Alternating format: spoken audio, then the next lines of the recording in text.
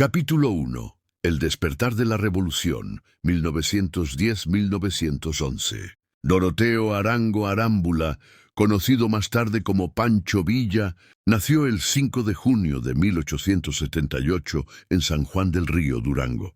Su familia era humilde, campesina, y su infancia estuvo marcada por la escasez y la dureza del trabajo en las tierras de los hacendados. Desde niño, Doroteo presenció las injusticias del régimen de Porfirio Díaz.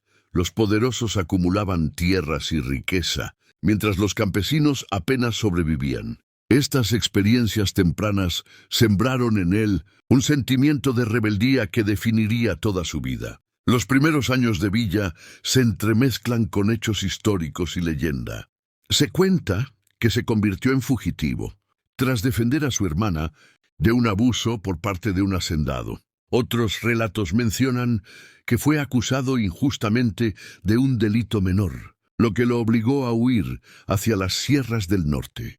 En esas montañas adoptó el alias de Francisco Pancho Villa, nombre que simbolizó su transformación de joven rebelde a líder militar y revolucionario. Como bandolero, Villa llevó a cabo una serie de asaltos a caminos, trenes y haciendas. Pero su fama no se basaba solo en la violencia. Repartía parte del botín entre los pobres, lo que le ganó apoyo popular y comenzó a construir la leyenda del bandido generoso. Durante estos años, adquirió habilidades que le serían esenciales: montar durante jornadas extensas, conocer el terreno del norte como la palma de su mano, manejar armas con precisión y, sobre todo, liderar hombres con autoridad y respeto.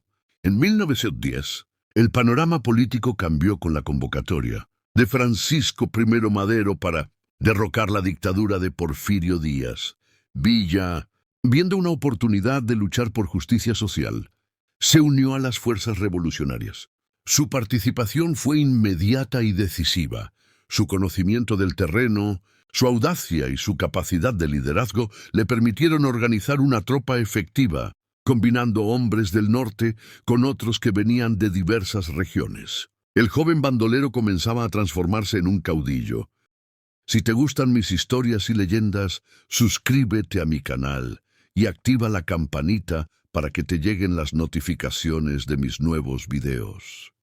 Capítulo 2. El ascenso del Centauro, 1912-1913. Tras el triunfo inicial de la revolución, con la renuncia de Díaz en mayo de 1911, Villa continuó ganando protagonismo. Madero asumió la presidencia, pero el nuevo gobierno enfrentaba enormes desafíos. El país estaba dividido, las fuerzas conservadoras no desaparecían y la violencia persistía en muchas regiones. Villa, conocido ahora como el Centauro del Norte, combinaba tácticas de guerrilla con maniobras convencionales de ejército, mostrando una creatividad estratégica poco común para su tiempo. Villa se destacó por su capacidad de movilizar tropas rápidamente, utilizando caballería ligera y ataques sorpresa que desestabilizaban a sus enemigos. Su fama creció no solo por las victorias militares, sino por su relación con la población. Protegía a campesinos, respetaba ciertas normas de guerra y castigaba la corrupción de los funcionarios locales. Su estilo, audaz y a veces brutal, lo convirtió en figura legendaria. En 1913, el asesinato de Madero durante la Decena Trágica cambió radicalmente la situación.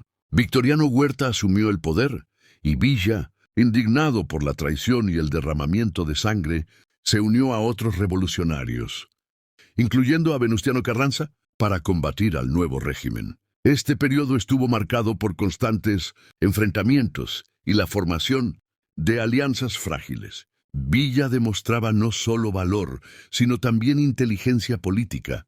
Sabía cuándo atacar, cuándo retirarse y cómo negociar con aliados y enemigos. Sus primeras victorias significativas contra las fuerzas huertistas le dieron renombre nacional. Batallas como las de Casas Grandes, Ciudad Juárez y otras localidades del norte consolidaron su reputación. Para muchos, Villa no era solo un líder militar, era el símbolo de una lucha por la justicia social y la libertad frente a la opresión.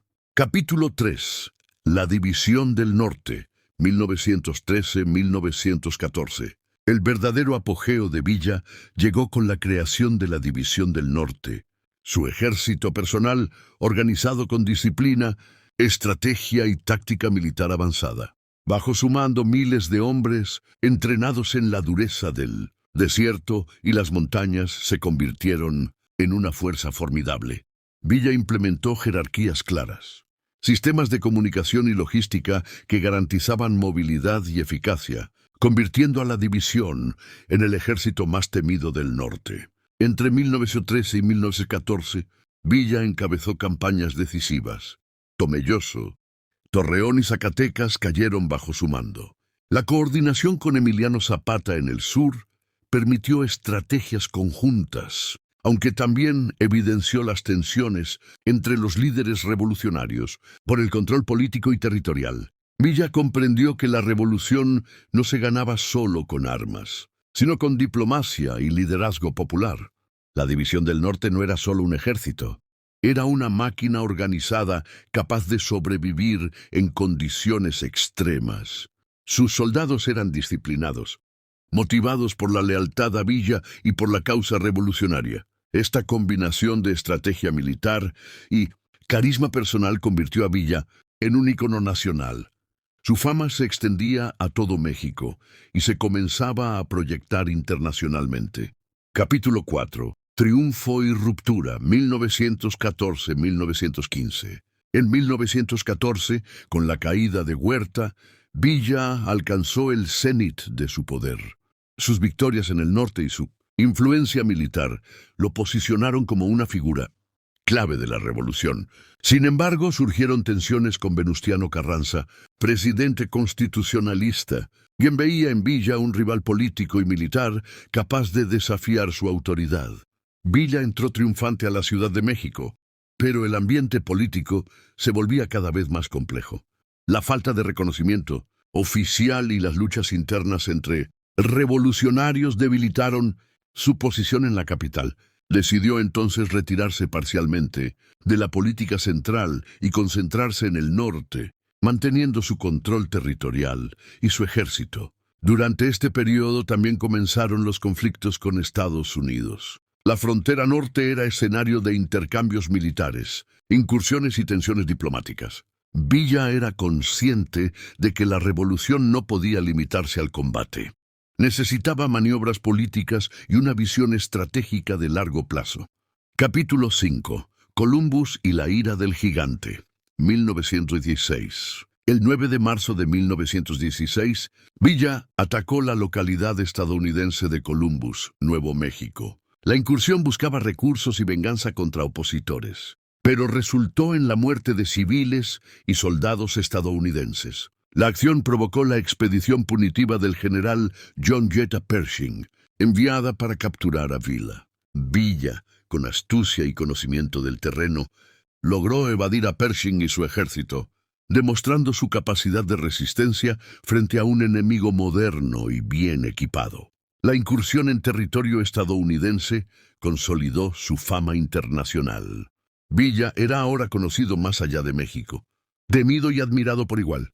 Sin embargo, su posición política en México se debilitaba, ya que Carranza utilizó la situación para neutralizarlo. Capítulo 6. El ocaso del caudillo, 1917-1920. Tras años de lucha, Villa comenzó a perder poder. El gobierno de Carranza se consolidaba. Sus antiguos aliados lo abandonaban y sus ejércitos se fragmentaban. Los intentos de reorganizar su fuerza militar resultaban cada vez más difíciles, y la estabilidad política de México limitaba sus opciones. Durante estos años, Villa buscó acuerdos y treguas, consciente de que la supervivencia dependía de su habilidad para negociar. Aunque seguía siendo respetado como líder, su capacidad de acción se reducía. Aún así, su figura se mantenía viva. Villa era símbolo de la revolución, del coraje y de la lucha por justicia social. Sus victorias y derrotas se contaban en corridos, y su presencia seguía siendo un referente moral y estratégico. Capítulo 7. Villa en Canutillo, 1920-1923. En 1920, Tras negociaciones con el gobierno de Álvaro Obregón, Villa aceptó retirarse a Canutillo, Chihuahua, viviendo bajo cierta protección. Se dedicó a la agricultura y a la vida familiar, intentando dejar atrás la violencia que había caracterizado su vida. Sin embargo, su figura seguía siendo influyente. Villa mantenía comunicación con antiguos compañeros y se interesaba por la política del norte, aunque ya no como protagonista directo. Su retiro fue vigilado. Enemigos históricos seguían atentos a sus movimientos, conscientes de que Villa podía volver a encender conflictos si así lo decidía. Capítulo final. La emboscada en Parral, 1923. El 20 de julio de 1923, Villa fue emboscado en Parral, Chihuahua, mientras viajaba en su automóvil. Sicarios ocultos en la carretera abrieron fuego, y Villa murió en el acto a los 45 años. Su asesinato puso fin a la vida de uno de los caudillos más emblemáticos del norte de México. Su muerte marcó el fin de una era. Villa pasó a la historia como héroe para algunos y villano para otros, pero siempre como el centauro del norte, símbolo de resistencia, audacia y lucha por la justicia social. Su vida y su legado siguen siendo estudiados, recordados y celebrados como parte fundamental de la Revolución Mexicana.